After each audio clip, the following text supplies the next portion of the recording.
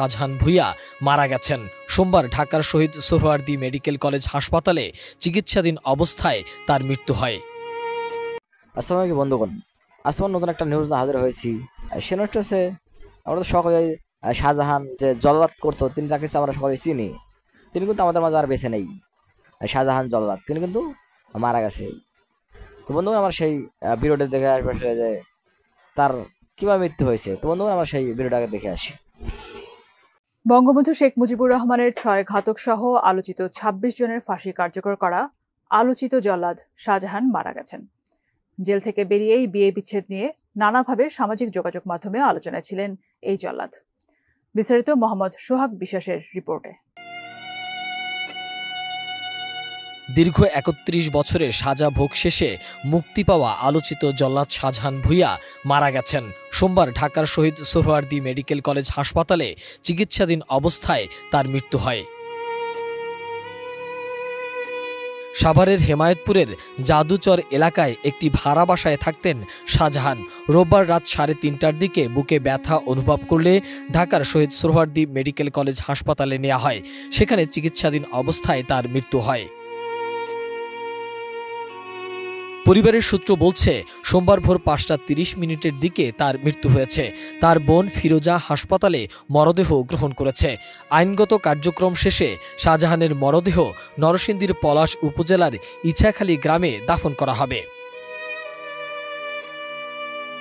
জল্লাদ শাহজাহানের পুরো নাম শাহজাহান ভূঁইয়া।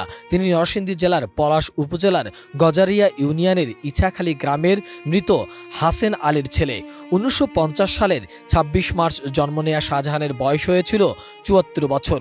যৌবনকাল সহ জীবনের দীর্ঘ সময় কারাগারে বন্দী থাকায় ব্যক্তিগত জীবনেও তিনি অবিবাহিত ছিলেন। ডিজাইন, এলিগেন্স, বিউটি, সেরা পণ্য সবার জন্য জেভিকো।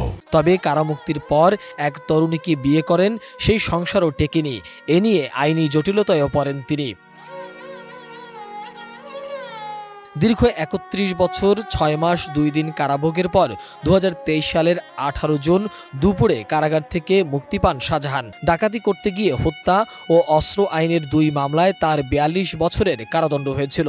কিন্তু কারাগারে জল্লাদের কাজ, সুশৃঙ্খল জীবনযাপন আর ভালো কাজের পুরস্কার হিসাবে তিনি 10 বছর 5 মাস 28 দিন সাজা মওকুফ পান। ছাত্রজীবনে স্থানীয় রাজনীতিতে জড়িয়ে পড়া শাহজাহান অপরাধ জগতে ঢুকতেও বেশ সময় নেননি। ডাকাতি ও খুনের মতো ভয়ঙ্কর সব অপরাধ করার পর 1991 সালের 17 ডিসেম্বর তিনি প্রথম গ্রেপ্তার হয়ে মানিকগঞ্জ জেলা কারাগারে আসেন। সহযোগী হিসাবে গফুরগাঁয়ের নুরুল ইসলামকে ফাঁসি দিয়ে জল্লাদ জীবন শুরু করেন শাহজাহান। একসময় মানিকগঞ্জের জেলা কারাগার থেকে ঢাকা সেন্ট্রাল কারাগারে আনা হয় শাহজাহানকে। সেখানে তাকে প্রধান জল্লাদের আসন দেয়া হয়।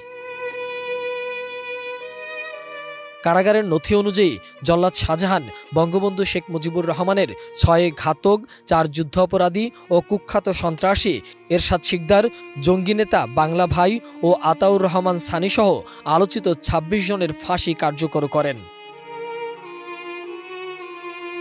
মোহাম্মদ সোহাগ বিশ্বাস, এটিএন নিউজ। তো বন্ধুগণ আমরা সেই ভিডিওটি দেখলাম। জায়গা দেখাচ্ছে শাহজাহান জল্লাদ তিনি কিন্তু মারা গেছে, আমাদের মাঝে আর বেঁচে নেই। এবং তিনি কিন্তু মরার সময় তার পাশে কিন্তু কেউ ছিল না, তার আপনজন বলতে আসলে কেউ ছিলই না। সেই কারণে কিন্তু কেউ পাশে ছিল না। আসলে সেটা আসলে দুঃখের বিষয় খুবই। আসলে একটা মানুষ মারা গেছে, তার পাশে কিন্তু কেউ ছিল না লাস্ট পর্যন্ত।